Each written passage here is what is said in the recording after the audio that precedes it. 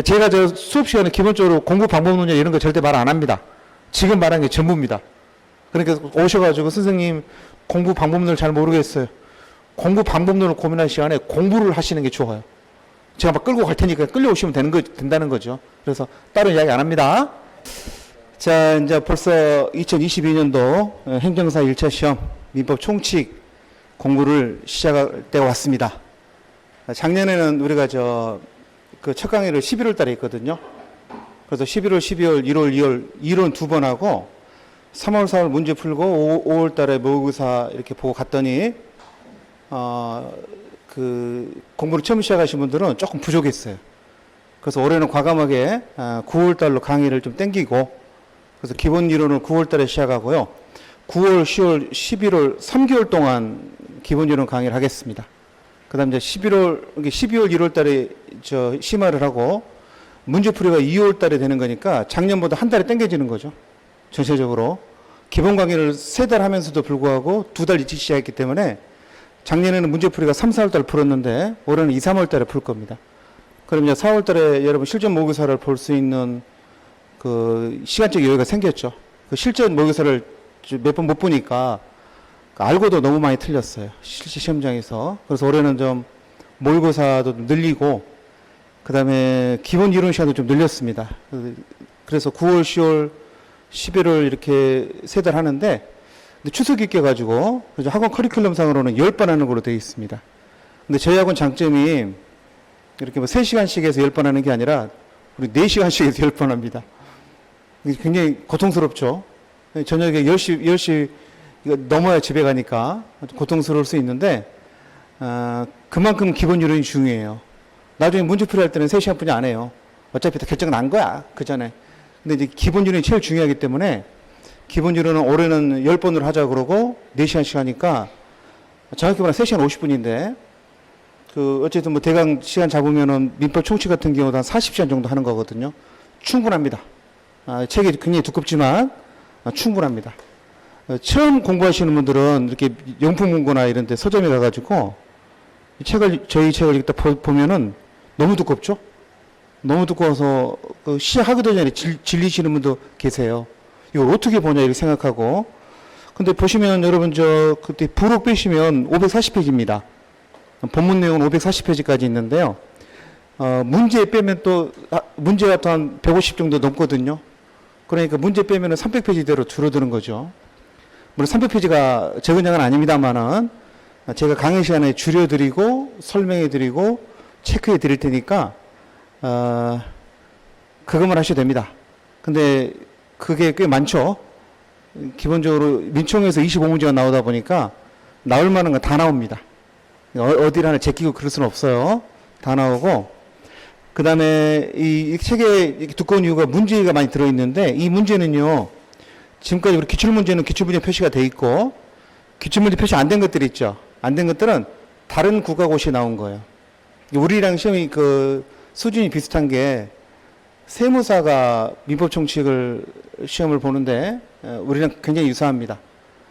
세무사가 유사하고 뭐 소방관부나 경찰관부 이제 내년부터 객관식을 보게 되는데 되게 그 국가고시는 점수가 문제가 비슷해요.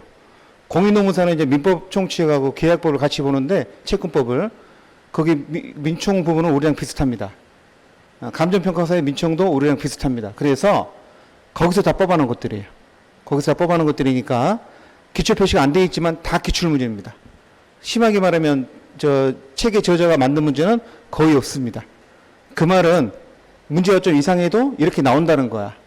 실제 출제가 이렇게 된다는 거니까 그냥 좀 이상하면 이상한 대로 보시면 돼요. 만든 문제가 아니라 실제 나왔던 문제들이니까. 그래서 그 제 강의를 우리 행정사 수험생들도 많이 듣지만 그쪽 다른 시험 준비하시는 분도 좀 듣고 그다음에 공기업 거기도 민법 시험 보고 그러거든요. 공기업이나 그다음에 공무원 승진 하시는 분들이 많이 듣죠. 공무원 승진 5급 승진 과목에 민법 총칙 객관식이 있습니다. 그래서 그분들 어르신들 와서 보시면은 현재 공무원도 많이 계시고 근데 그 이유가 뭐냐면 수준이 비슷해요.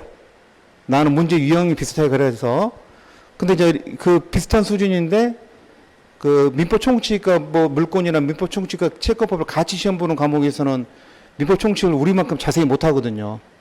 근데 우리는 민법 총칙만 시험을 보니까 우리 자세하게 합니다. 세무사도 민법 총칙만 보지만 세무사는 선택 과목이거든요. 그 세무사 애들은 민청 선택 잘 안 합니다. 상법 선택하죠. 걔들은 상법이 더 친숙한 과목이다 보니까. 근데 이제 우리는 딸랑 민법 총칙, 행정법, 세 과목 보기 때문에 굉장히 중요한 과목이 되고, 그래서 강의도 이번에 기본 이론은 40시간 정도 하는 거니까, 그 양이나 그 질에서 다른 시험 과목 대비하는 그 민법 총칙 강좌하고는 차원이 다릅니다. 근데 문제는 뭐냐면, 일찍 시작했잖아요, 올해? 여러분 일찍 왔으니 상관이 없어. 일찍 오셨으니까. 그렇죠? 근데 이제 11월 달에 오신 분들은 좀 부담스러울 수 있죠. 벌써 한 수년이 돌아갔으니까. 빨리 시작하셔야 돼. 제가 항상 드리는 말씀이지만은 시험 직전에 공부하지 말고요. 공부를 일찍 해놓고 시험 직전에 무슨 일이 생길지 몰라요. 집안일이 생길 수도 있고 무슨 일이 생길 수 있거든요. 그럼 그때 차라리 공부를 좀 쉬더라도 미리 해놓으셔야 돼요. 근데 보통 사람들은 그렇게 안 하죠. 시험에 땡겨서 바짝 하려고 그러는데 그러다 보면은 꼭 발목을 잡는 일이 생깁니다. 여러 가지로. 그래서 일찍 오신 여러분들이 잘하신 거고, 그 다음에 그 민법 총칙 과목은요, 그 행정학을 도와줘야 됩니다. 이게 우리 60점 맞으면 합격이잖아요. 평균 60이 합격인데 민법 총칙을 60 맞으시면 안 됩니다. 그러시면 안 됩니다. 민법 총칙은 행정학을 도와줘야 될 역사적 사명이 있습니다. 행정학은 학교 다닐 때 행정학 공부를 안 하신 분들은 굉장히 좀 부담스러워요. 사회과학적 그 연구 방법론이 조금 필요해서 이상해. 또 우리가 보기 좀 이상해. 그렇게 느낄 수가 있거든요. 그래서 행정학 선생님이 굉장히 그걸 여러분들을 잘 이끌어 가셔서 시험에 나올 만한 걸 잘 찍어 주시고 정리해 주시는데도 실제 행정학 점수가 그렇게 낮게 나오지는 않는데 막상 시험장에 가기 전까지는 굉장히 불안해 하세요. 좀 어렵게 나오면 난 못 푸는데 이렇게 생각하시거든요. 실제 가면 또 그렇지는 않는데, 그래서 제가 강의할 때는 민법 총칙은 기본이 80을 맞아야 됩니다. 그래서 20점을 도와주자는 거죠. 행정을 20을 도와주면 행정하고 40 꽈락만 면하면 되죠? 근데 좀 좋아가지고 행정학도 좀 하는 것 같다 그러면 10점씩 도와줄 수 있잖아. 행정법도 10점 도와주고 행정학도 10점 도와주고. 그래서 저는 민법 총칙 강의할 때는 항상 제 머릿속에 여러분들 80을 맞을 수 있도록 강의를 합니다. 근데 이제 작년, 재작년 같은 거 보면은 전혀 기본 베이스가 없으신 분들은 힘들어 하시더라고. 알긴 알겠는데 문제로 응용이 안 되는 거예요, 이게. 그래서 올해는 빨리 시작하자. 그래서 9월달도 시작했으니까 그 강의를 일찍 시작하게 된 좀 취지를 여러분도 좀 인식하셔서 지금 열심히 하셔야 됩니다. 다른 과목도 다 3달이거든요. 지금 9월, 10월, 11월 열심히 하셔야 돼요. 9월, 11월, 12월 열심히 해두시면 12월 달부터 다시 한 번 더 보거든요. 심화 이론으로. 근데 심화 이론은 어떤 차이가 있냐면 기본 이론은 쉬운 것만 하고 심화 이론은 어려운 거 그게 아니라 민법 총칙만 비교해 보면 기본 이론은요 해야 될 내용을 예를 들어서 쉽게 설명을 합니다. 설명이 길어지겠죠. 이해를 시켜야 되니까. 예. 근데 심화 가면 그렇게 안 합니다. 심화는 기본적인 이론이 이해가 된 바탕에서 정리를 하고 나머지 모두를 다 정리하는 거죠. 그러니까 심화 이론 가면 굉장히 빠르게 나간다고 느껴져요. 공부 안 하신 분들은. 왜 이렇게 빨리 나가는지 모르겠다 그러는데, 이제 기본을 듣고 오신 분들은, 지난달에 선생님이 예를 들었던 게 이게 이거 하려고 그렇게 하는구나 라고 이해가 되죠. 그래서 2번 정도 기본 이론, 심화 이론 들으시면은 바로 2월 달에 문제풀이, 그냥 문제집 나오거든요. 굉장히 두꺼워요. 그 2달 동안 푸는데 힘듭니다. 그래서 2월 달, 3월 달 열심히 풀고 나면은 아마 제 계획으로는 작년 비춰보면은 이론 강의 2번 듣고 나서 시험 보잖아요. 그럼 점수가 처음 공부하신 분들은 평균 50이 안 넘어요. 40 왔다 갔아. 미치는 거죠. 본인이 학원을 4달, 5달을 다녔는데 점수 이렇게 안 나와요. 근데 문제풀이까지 끝나고 시험을 보잖아요. 그럼 이제 60이 나옵니다. 이제 그때 60이 안 나면 골치 아파지죠. 그때 60이 나오신 분들은 시험 직전까지 70점, 80점까지 또 올라갑니다. 계속 반복을 하니까. 그래서 어떻게 보면 시간이 많아요. 긴 기간인데 또 직장을 다니시고 그러시니까 실제로는 시간이 적습니다. 굉장히 적고 타이트합니다. 일주일에 3일 학원 나와서 1차 듣고 11월 때부터 2차 강의 들으셔야 되거든요. 같이 하셔야 돼요. 2차 강의도 1차 끝나고 하겠다. 그러면 또 급해집니다. 그래서 어차피 같이 하셔야 되는데 그러려면은 9월, 10월, 11월 달에 열심히 하셔야 된다는 거죠. 그리고 직장 다니시는 분들은 뭐 직장에서 에이스폭스 못하죠. 절대 못하니까 그거 하지 마시고요. 그냥 학원 오시는 데만 신경 쓰세요. 오셔서 졸지만 않으시면 돼요. 그러니까 오기 전에 뭐 주무시더니 어찌시더니 오셔서 졸지만 않으시면 이게 3달 지나가면 어느 정도 이해가 됩니다. 다 그렇게 됐어요. 됐으니까 처음 하시고 뭐 어떠신 분들은 그 맞춤법도 제대로 모르시는 분도 계셨어. 받아서 다 틀려. 그래도 합격하십니다. 처음에는 다 천차만별인데 한 번 돌고 2번 돌면요 이게 시험을 볼 수 있는 수준이 돼요. 내가 민법 전체를 잘 모르더라도 시험을 볼 수 있는 수준까지는 됩니다. 그 다음에 실무에 나가시면 가장 많이 써먹을 과목은 역시 민법 총칙입니다. 민법이 법의 전부고요. 과장하자면 그 민법 중에서 가장 공통적인 걸 뽑아낸 게 민법 총칙이거든요. 여기서 배웠던 개념을 다 써먹는 거예요. 그래서 본인이 민법을 잘하고 민법 총칙을 잘하면 생전 처음 보는 법 조항을 갖다 줘도 해석이 됩니다. 그 말이 무슨 의미인지 해석이 되고 저 변호사나 공무원, 관공서의 공무원들이 뭐라고 설명을 하면 그 이해가 돼요. 제가 이제 무슨 말 하는지를 본인이 민법을 좀 알고 있으면. 근데 그런 베이스가 없으면 설명을 해줘도 이해를 못하죠. 기본적인 용어를 모르니까. 근데 상대방은 나한테 용어 설명을 안 해주잖아요. 그냥 안다고 막 제끼는 거니까. 그래서 민법 총칙을 좀 알면은 세무서 가서도 등기소 가서도 제 양반들은 무슨 소리 하는지를 금방 이해가 됩니다. 이해가 되니까 아는 척도 할 수가 있고요. 그만큼 나가서도 도움이 되고요. 2차 계약법 공부하죠.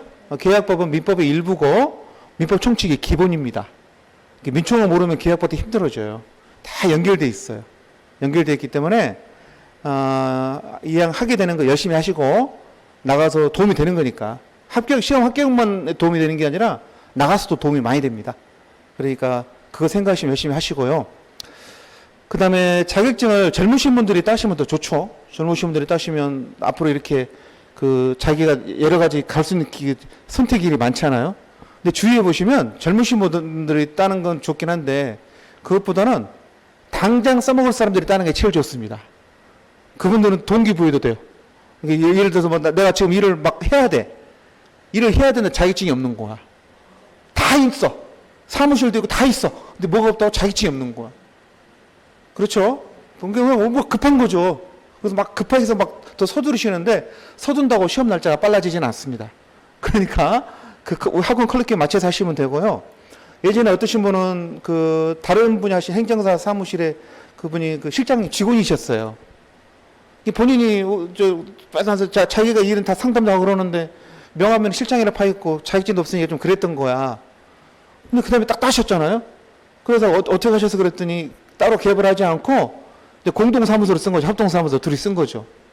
벌써 이게 상황이 달라진 거죠. 근데 내 손님은 다 내 손님인 거잖아요. 내가 그 전에 상담했던 손님들은 내가 자격증 다 따왔기 때문에. 그래서 그 다음에 수요일 때인가요? 고맙다고 이렇게 홍삼도 사오셔가지고 너무나 되게 뿌듯하다고 사무실을 또 이렇게 일하는 건 그전하고 똑같아. 그 사무실 그대로 나가고 똑같은 그 일 하는데 명함만 달라진 거잖아요. 본인 입장에서는. 근데 굉장히 뿌듯해 하시더라고. 버는 것도 차이가 없대요. 그전에도 잘 벌었기 때문에. 근데 이게 본인 입장에서 차이가 나는 거죠. 근데 굉장히 민법 못 하셨어요. 굉장히 민법 힘들어 하셨는데 어떻게든 끌고 와서 시험 합격할 수 있는 수준까지 만들었거든요. 본인이 그 점에 대해서 굉장히 고마워하시더라고요. 그래서 하면 됩니다. 그렇게 힘들어 하시는 분도 본인이 필요하니까 막 하는 거야. 나는 필요하기 때문에 어쩔 수 없죠. 민법 힘들어도 해야 되잖아. 그래서 또 하니까 또 됐어요. 얼마나 본인이 기쁘겠어요.